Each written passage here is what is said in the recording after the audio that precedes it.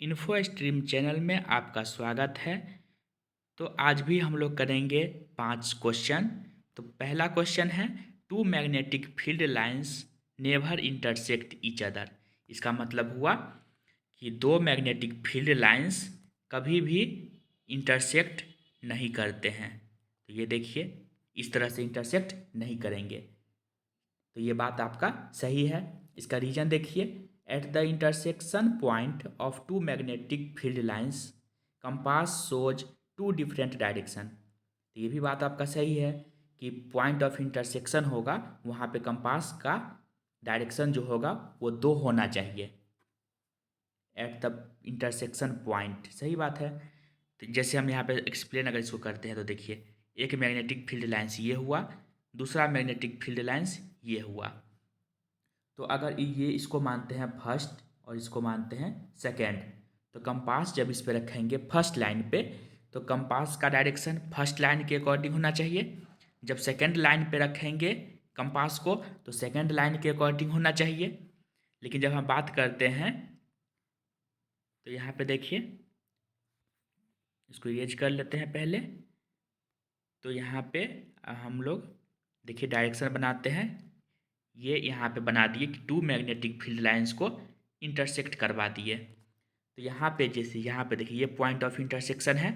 तो अगर इस पॉइंट पे हम कंपास रखेंगे तो अब बताइए, ये मेरा फर्स्ट लाइन हो गया और ये मेरा सेकेंड लाइन हो गया। तो फर्स्ट लाइन के अकॉर्डिंग कंपास का डायरेक्शन होना चाहिए जब फर्स्ट लाइन पे रखेंगे, मतलब इस पॉइंट ऑफ इंटरसेक्शन पे रखेंगे। लेकिन जब सेकेंड लाइन को हम देखते हैं तो मैं कंपास का डायरेक्शन सेकेंड लाइन के अकॉर्डिंग होना चाहिए। तो यहाँ पे आपको दो डायरेक्शन देखने को मिलेगा इंटरसेक्शन पे, लेकिन जो कि ऐसा पॉसिबल नहीं है।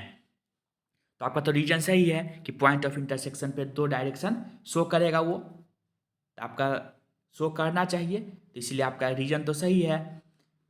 और यहाँ पे एसर्शन आपका सही है क्योंकि वो कभी इंटरसेक्ट करता ही नहीं है, क्योंकि उसको अगर इंटरसेक्ट करेगा तो वहाँ पे दो डायरेक्शन होना पड़ेगा। तो इसलिए आपका ऑप्शन नंबर ए सही हो जाएगा। Both assertion and reason are true and reason is the correct explanation of assertion. अब हम लोग देखिए क्वेश्चन नंबर सेकेंड, लेकिन सेकेंड से पहले इसको थोड़ा सा इमेज में देख लेते हैं। और यहाँ पे देखिए, जो भी फील्ड लाइंस यहाँ से निकल रहे हैं, क्या इंटरसेक्ट इसको कर रहे हैं? नहीं कर रहे हैं। तो क्यों नहीं करेंगे? क्योंकि यहाँ पे फिर वही बात है, ये पॉइंट ऑफ इंटरसेक्शन है, इस पर कितना डायरेक्शन इसको होना पड़ेगा?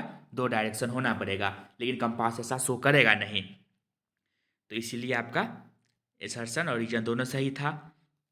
अब आते हैं नेक्स्ट क्वेश्चन पे।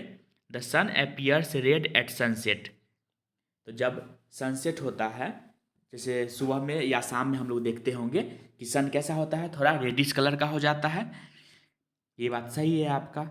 रीजन देखिए, during sunset the sunlight passes through more atmosphere scattering shorter wavelengths of light leaving red light to reach our eyes.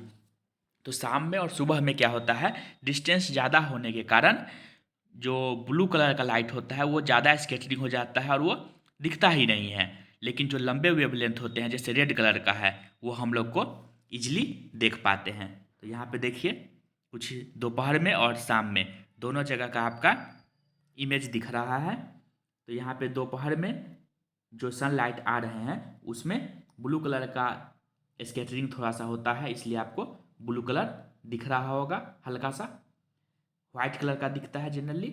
और यहाँ पे शाम में देखिए और सुबह में, तो जो आपका स्कैटरिंग होगा ब्लू कलर का वो ख़त्म हो जाएगा, मतलब रास्ते में ही रह जाएगा और रेड कलर को आपको दिखेगा।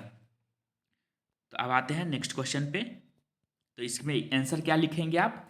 Both assertion and reason are true and reason is the correct explanation of assertion. अब आते हैं नेक्स्ट क्वेश्चन।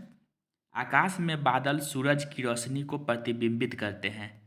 तो बात तो ये आपका सही है, क्योंकि जब बादल बनाते हैं आकाश में तो जो भी सनलाइट आते हैं तो कुछ लाइट को ये रिफ्लेक्ट कर देता है, कुछ लाइट को ये अपने अंदर एब्जॉर्ब कर लेता है और कुछ लाइट को अर्थ पे आने देता है। तो ये आपका स्टेटमेंट सही है। अब इसका रीजन देखिए, बादल पानी की बूंदों से बने होते हैं जो सूरज की रोशनी को बिखेरते हैं और रंग बदलने में मदद करते हैं। तो ये बात आपका सही है, क्योंकि यहाँ पे देखिए जो रेन ड्रॉप्स हैं, जब इसमें सनलाइट आते हैं तो क्या होता है, जब ये सनलाइट इस रेन ड्रॉप से बाहर निकलते हैं तो जनरली सुबह टाइम में या शाम टाइम में इसमें क्या होता है, अलग अलग कलर में दिखाई देते हैं, जिसके कारण हम लोग आसमान में क्या देख पाते हैं, इंद्रधनुष या रेनबो देख पाते हैं। तो इसलिए आपका यहाँ पे रीजन आपका सही हो जाता है। लेकिन फर्स्ट असर्शन को एक्सप्लेन ये नहीं कर रहा है कि ये जो बादल होते हैं वो सूरज के प्रकाश को रिफ्लेक्ट भी करते हैं, इसको ये एक्सप्लेन नहीं कर रहा है। तो इसलिए आपका ऑप्शन नंबर बी सही हो जाएगा। दोनों कथन सत्य हैं, लेकिन कारण पहले कथन का सही स्पष्टीकरण नहीं करता है, इसलिए आपका ऑप्शन नंबर बी इसमें सही हो जाएगा। अब आते हैं नेक्स्ट क्वेश्चन पे। देखिए, the force of gravity on the moon is about 1/6 that on earth. Earth पे जितना ग्रेविटी होता है उसके कंपेरिजन में मून का ग्रेविटी 1/6 होता है। तो ये बात तो सही है आपका। रीजन देखिए, the moon has less mass than earth, so the gravitational pull is weaker. Moon का मास कम होता है, इसीलिए अर्थ का ग्रेविटेशनल पुल भी वीकर होगा। तो इसलिए आपका असर्शन सही है, इसमें रीजन भी सही है और एक दूसरे को एक्सप्लेन भी कर रहा है। तो इसलिए आपका ऑप्शन नंबर ए सही हो जाएगा। Both assertion and reason are true and reason is the correct explanation of assertion. इसमें देखिए जी का फार्मूला हम लोग देखते हैं। जी कैपिटल जी है जो कांस्टेंट है, मास है और नीचे आर स्क्वायर है, डिस्टेंस का स्क्वायर है। जब अर्थ के कंपेरिजन में हम लोग जी निकाल रहे हैं, यहाँ पे देखिए तो हम लोग 9.8 मीटर पर सेकेंड स्क्वायर लेके आए हैं। और यही जब हम मून पे कैलकुलेट करने के लिए आगे बढ़े तो यहाँ पे मास देखिए अर्थ के कंपेरिजन में कम हो जाता है, तो जिसके कारण जी का वैल्यू भी कम आ जाता है। तो अब आते हैं हम नेक्स्ट क्वेश्चन पे।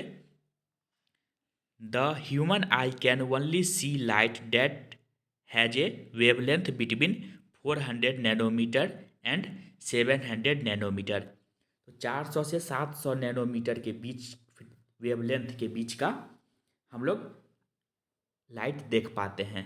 जो ह्यूमन आई है उतना देख पाता है, इसमें थोड़ा प्लस माइनस हो सकता है, थोड़ा बहुत है। तो रफली ये 400 से 700 के बीच में हम लोग देख पाते हैं। तो ये आपका स्टेटमेंट सही है, तो असर्शन आपका सही है। अब रीजन देखते हैं। The visible spectrum of light is limited to this, मतलब 400 से 700 नैनोमीटर के बीच का लाइट को ही हम देख पाते हैं। तो इसलिए आपका इसमें both assertion and reason are true and reason is the correct explanation of assertion है। यहाँ पर देखिए इमेज के थ्रू कि 400 से 700 के बीच के लाइट को ही हम लोग देख पाते हैं। तो ये आपका, चलिए अब हम लोग आगे बढ़ते हैं नेक्स्ट क्वेश्चन पे। नेक्स्ट क्वेश्चन है, तो आज के 5 सवाल ख़त्म हो गए हैं। तो वीडियो देखने के लिए धन्यवाद। मिलते हैं अब अगले क्लास में।